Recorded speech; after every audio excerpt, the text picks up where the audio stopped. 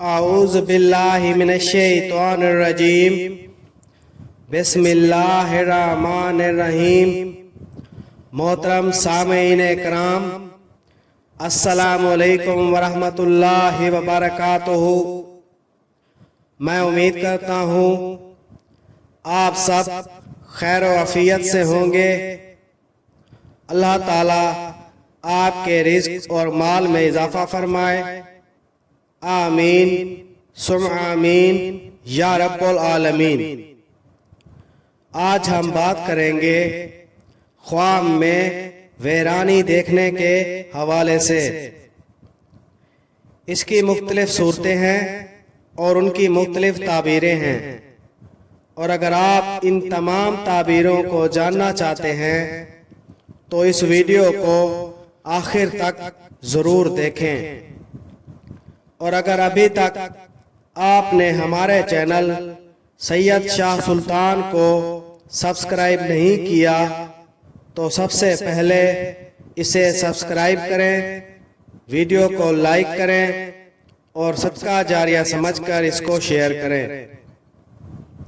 تو چلیں شروع کرتے ہیں آج کے اپنے موضوع خواب میں ویرانی دیکھنے کے حوالے سے۔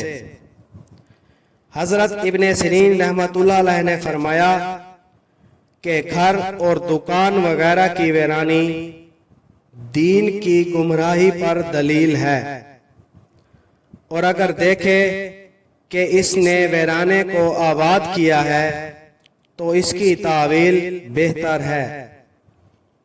حضرت ابراہیم کرمانی رحمۃ اللہ علیہ نے فرمایا اگر دیکھے کہ آباد جگہ خراب ہو گئی ہے تو دلیل ہے کہ وہاں کے لوگ بلا اور مصیبت میں گرفتار ہوں گے،